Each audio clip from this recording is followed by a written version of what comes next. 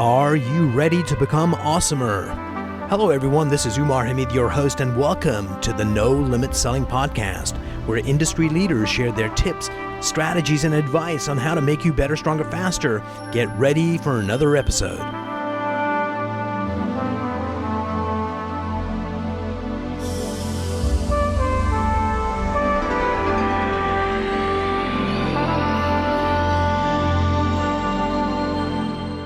Today, I'm privileged to have Greg Derwart, the Managing Director of the Maryland Department of Commerce, and you guys just had a name change just to be Commerce, right? That's right. You're all about efficiency. I love that. That's right. Absolutely. So, Greg, tell us in 90 seconds who you are and what you do. Sure. I like to tell folks that I am a leader of COGS. So throughout past 20 years, my thread of experience has been around administration and operations of organizations.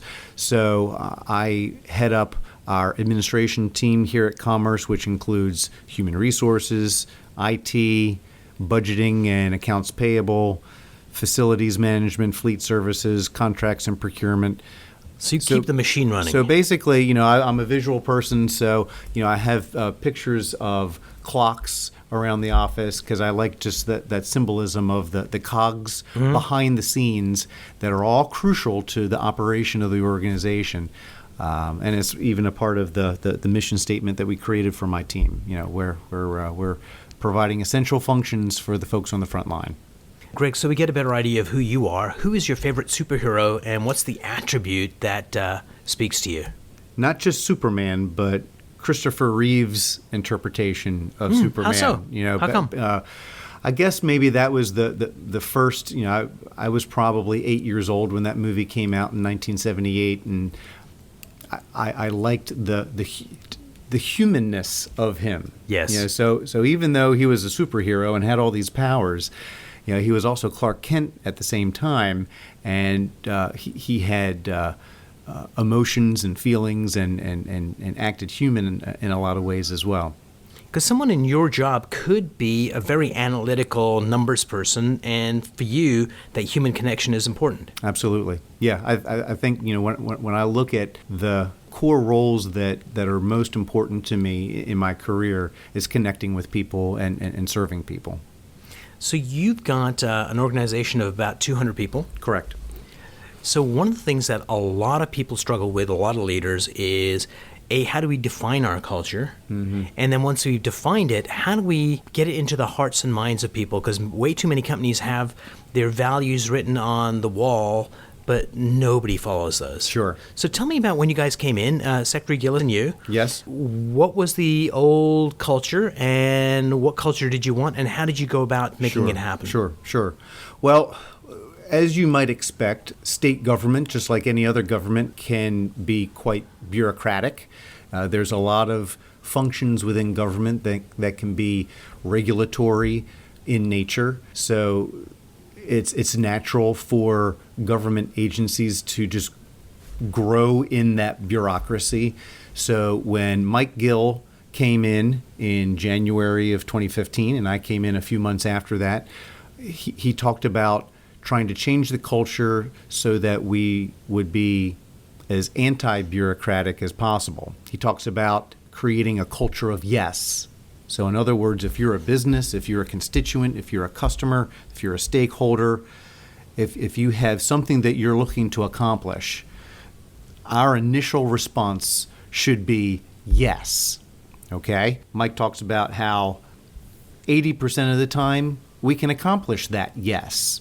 Ninth issue may take some work and eventually get there. And maybe that 10th issue we'll never be able to figure it out, but at least, 9 out of 10 times, if you start with the attitude and the expectation that, yes, we're going to solve your problem, we're going to help you, we're going to make life easier for you, that's the right mindset to start with. So this is a hypothesis on my part because I don't know. But I would suspect if you went from the old regime, how things were, to the new, and you've got this new vision of yes first, some people are going to be difficult to get on board, and some people will get on board, but the very next word from yes is going to be but. Sure. So how did you overcome that? How did you actually get it, in the hearts and minds so actually people that are the citizens and business owners feel that change? Sure. Well, a couple things, both looking internally and externally. we went through a strategic planning process early on during that first year, and crystallized through a multi-year strategic plan what we were looking to accomplish. So that becomes our blueprint moving forward. It sets the expectations of our customers, but it also sets the expectations internally as a team. And then I think one of the things that we've tried to accomplish is taking everyone's handcuffs off. You know, And what does that mean? well, we talk about how so many entities within government operate in isolation or in silos, if you will. And we're trying to create a culture and a situation where we encourage collaboration and interaction with team members internally and with other agencies. There's a lot of interaction and cross-pollination between agencies that are business-facing. When you look at the Department of Labor Licensing Regulation, Department of Assessments and Taxation, several other agencies like that. You know, so we've created a commerce sub-cabinet where there's 7 cabinet-level agencies that are all business-facing. They get together, those secretaries get together every other month and talk about big projects, and we talk about customer service, we talk about workforce issues, so that we're synergizing and interacting with each other. Can you give me an example of like one of those synergies that came about that just made the customer experience better? Sure. Here's an example. There's a lot of development going on over at the old Bethlehem Steel plant in Barrows Point area in Baltimore County, now owned by a company called Trade Point Atlantic, and they're redeveloping the land, the space for businesses to utilize.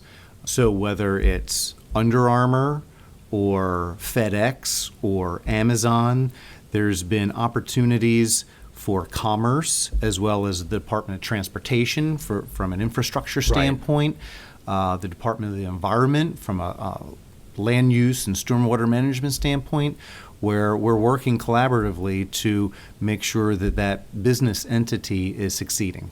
Brilliant. And for some agencies, that's a difficult thing to comprehend. Yeah.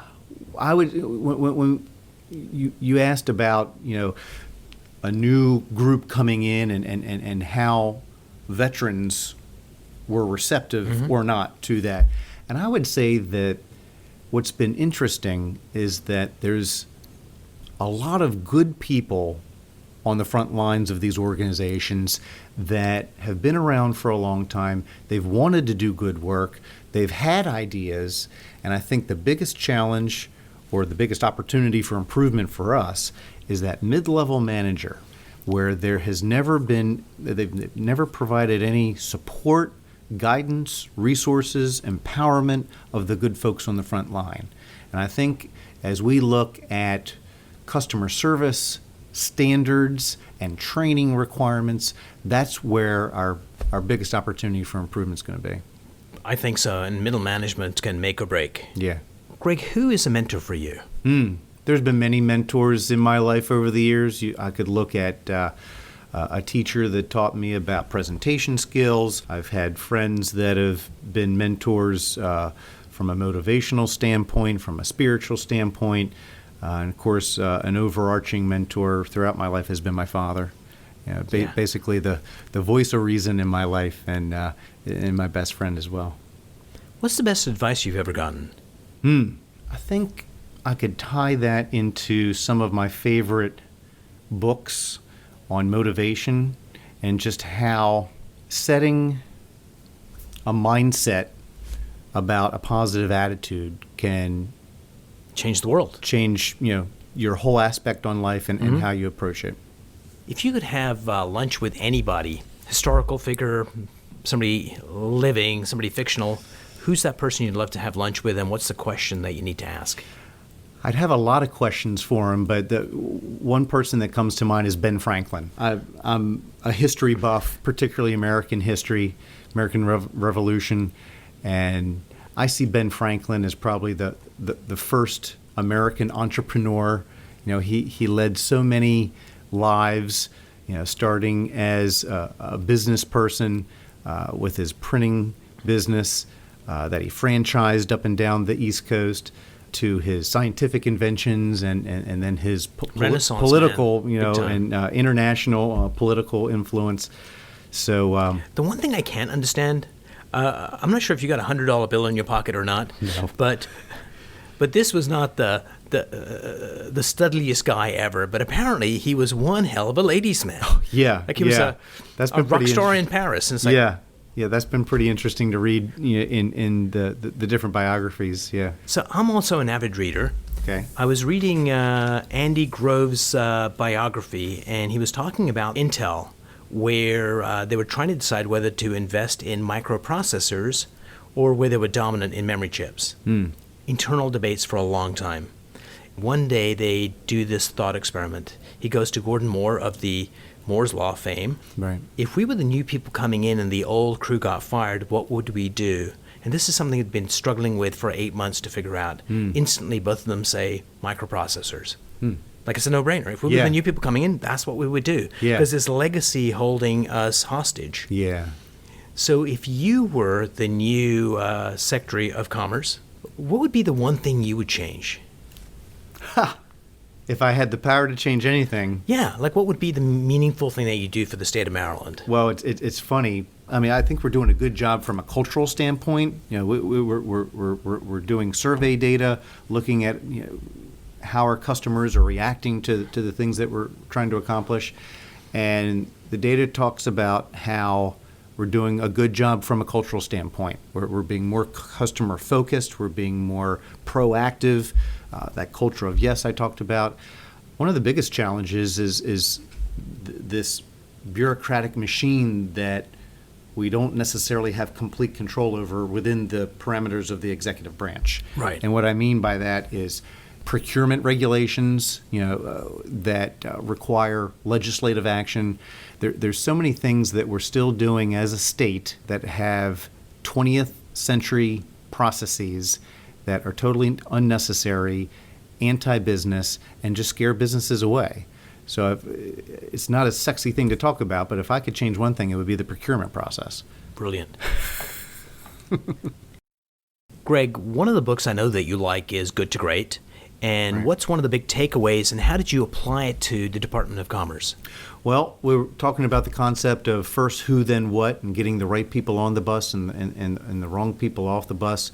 So when you look at hiring and you're looking at talent to hire, I've always felt that hire, for character and cultural fit. You can always train someone on, Do the task. tasks. So if I have the ability, to hire based on character and cultural fit. Is there a that's a particular win recipe for here that success. you guys have gotten where you hired someone with those parameters and they've just turned out to be a great employee? Well, there's a lot of folks on the team that have come in over the past 3 years. Mike has used this model, so he's hiring people based on character and cultural fit, and so when you look at his leadership team, there's a lot of great people that he surrounded himself with. So leadership skills are really important. Right. And sometimes leaders higher up in an organization get the very best education around that or come with it. Mm-hmm. We had talked about middle management. Mm-hmm. So how are you providing them the leadership education they need to be great leaders? Sure. One thing that we needed to do when we came in, because it wasn't in existence, was we created a management team. We have about 25 or more folks that are in management supervisory roles, director level roles, and we would never get them together. So we created a management team not just to have meetings, but to have them synergize with each other so they can learn what they're doing in their respective units. We bring them together to talk about best practices and how we can improve the organization. We've also created creativity spaces. So over the years as an agency, we've downsized and right-sized. So in this beautiful building that we have here, we had some vacant offices. Right. So what we did was we got rid of the desks, put some chairs in, painted the walls with the white Writable wall, surface, yeah. and we encourage folks to go. If you're having a hallway or water cooler conversation and you just start brainstorming an idea, we encourage folks to go into the creativity spaces and write on the wall and just collaborate with each other. And how's that transformed the organization? I think it's been a great way of getting crazy ideas just out in the open and just seeing what sticks. You know, we have. I told you about a strategic plan, and that gives us our anchor, our focus. And there's 6 overarching goals within the strategic plan. So as long as, if you come up with a crazy idea, as long as in the lane, one of those 6 lanes, you're good. Then go for it. And then the other thing that I've learned, whether it's from Mike Gill or some of the other great leaders in my life, is to encourage failure. And not all heads of an organization get that. And even personally, you know, I'm a type A person. I always want to succeed and do well. And I think the older I get, the more I realize that the value in having failures.